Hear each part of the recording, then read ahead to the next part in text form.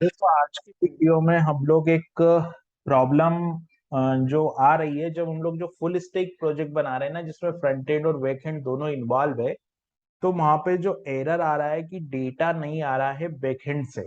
ये एरर आ रही है कुछ लोगों को कि डेटा नहीं आ रहा है बैक एंड से। तो जनरली क्या होता है कि इसके हमको क्या करना होगा। हमको, अगर आप पीएचपी का कोई सर्वर यूज कर रहे हो, जैसे कि जेम्प यूज कर रहे हो या बैम्प यूज कर रहे हो, तो आपको वर्चुअल होस्ट बना के काम करना पड़ेगा। फ्रंट एंड में आपको वर्चुअल होस्ट क्रिएट करना पड़ेगा, ठीक है। वहीं अगर आप HTML फाइल बना के काम कर रहे हैं, तो ये डायरेक्ट HTML आप ओपन करोगे तो डेटा नहीं आएगा। तो इसके लिए जो मैं यूज कर रहा हूँ वो क्या है, वो मैं यहाँ पर एक एक्सटेंशन यूज कर रहा हूँ, लाइव सर्वर। राइट। तो आप लोग क्या करेंगे, लाइव सर्वर एक्सटेंशन को इंस्टॉल कर लेंगे। ये लाइव सर्वर एक्सटेंशन है जो कि मेरे सिस्टम में ऑलरेडी इंस्टॉल है।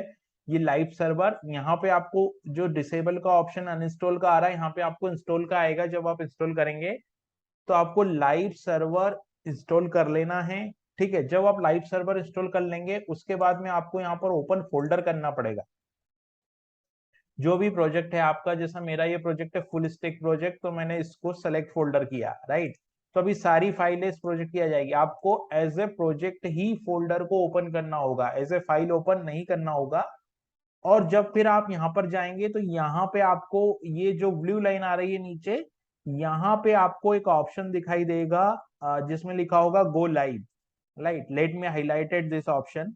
राइट, ये आपको यहाँ पे गो लाइव दिखाई दे रहा है। राइट, ये गो लाइव जो है, इस गो लाइव पे आप क्लिक करेंगे तो जो आपका प्रोजेक्ट है वो जो आपका प्रोजेक्ट है, गो लाइव पे क्लिक करने के बाद वो लाइव हो जाएगा। जैसे मैंने यहाँ गो लाइव पे क्लिक किया, तो ये देखिए आपका जो प्रोजेक्ट है वो लाइव यहाँ पे रन हो गया। तो आपको पहली ये सेटिंग करनी है फ्रंट एंड पे। फ्रंट एंड पे आपको जाके और ये गो लाइव को कॉल करना है, ठीक है। अभी बैक एंड का ऑप्शन भी आता है एक।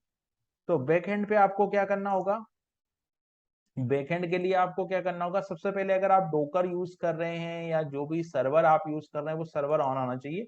तो जैसे मेरा मेरा जो बैकएंड है प्रोजेक्ट का, मतलब जहाँ ड्रूपल इंस्टॉल है वो यहाँ से चल रहा है मेरा दी देव से। लेकिन मेरा अभी सर्वर ऑन नहीं है, तो मैं क्या करूंगा, सबसे पहले दी देव को ऑन करूंगा।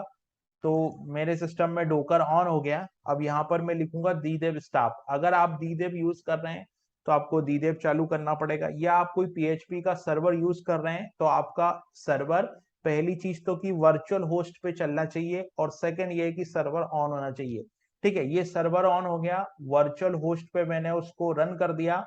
उसके बाद में आपको क्या करना होगा, यहाँ पे एक फाइल होती है हमारे पास में, ठीक है।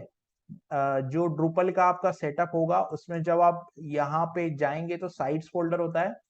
साइट्स फोल्डर के अंदर आपको डिफॉल्ट फोल्डर होता है। डिफॉल्ट फोल्डर के अंदर सर्विस फाइल होती है। अगर आपके सिस्टम में सर्विस फाइल नहीं है तो ये वाली फाइल को आप रीनेम करके सर्विस डॉट वाईएमएल फाइल बना लीजिए। जैसे ही आप इस फाइल को ओपन करेंगे तो यहाँ पे नीचे आपको एक सेटिंग दिखाई देगी, ठीक है। ये फाइल जहां ओपन हो रही है यहाँ पे आपको एक सेटिंग दिखाई देगी, ये वाली सेटिंग। तो सबसे पहले आपको यहाँ पे इनेबल ट्रू करना है, ठीक है। ये इनेबल ट्रू हो जाएगा। इनेबल ट्रू हो जाने के बाद में आपको अलाउ हेडर को यहाँ पे स्टार, अगर आप लाइव सर्वर लोकल होस्ट पे कर रहे हैं तो यहाँ पे आपको स्टार लगाना होगा। अलाउ मेथड में आप स्टार मतलब गेट और पोस्ट दोनों मेथड हो जाएगी, राइट। और यहाँ पे अलाउ ओरिजिन का मतलब होता है यहाँ पे कि आपको, यहाँ पे आपको जो फ्रंट एंड है उसका डोमेन आपको देना होगा। अगर आपके पास यहाँ पे आपने स्टार लगाया, इसका मतलब सारे फ्रंट एंड रिक्वेस्ट के लिए ये वर्क करेगा। लेकिन अगर आपको कोई स्पेसिफिक फ्रंट एंड डोमेन देना है तो उसका यूआरएल आपको यहाँ पे मेंशन करना होगा, तभी आप बैकएंड से डेटा को एक्सेस कर पाएंगे। बहुत लोगों को ये प्रॉब्लम आ रही थी कि सर हम लोग बैकएंड से डेटा को एक्सेस नहीं कर पा रहे हैं। तो उसके लिए एक तो आपको यहाँ पे ड्रूपल के एंड पे ये कॉन्फ़िगरेशन करनी पड़ेगी। और जो आपका फ्रंट एंड है, राइट, फ्रंट एंड पे आपको यहाँ पे लाइव सर्वर का एक्सटेंशन इंस्टॉल करना पड़ेगा।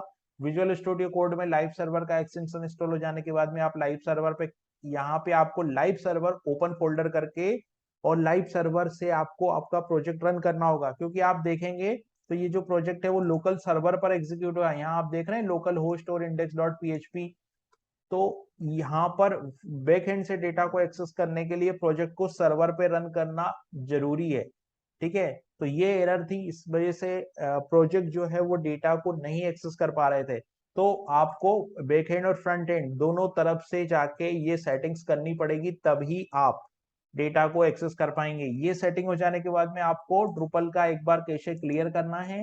कैशे क्लियर करने के बाद में एक चीज और है कि आपको परमिशन का एरर भी आ सकता है, तो आप जो परमिशन, जो भी एपीआई आप यूज कर रहे हैं उसकी परमिशन को आप सारे यूजर रोल के लिए इनेबल कर दीजिए लोकल होस्ट पे।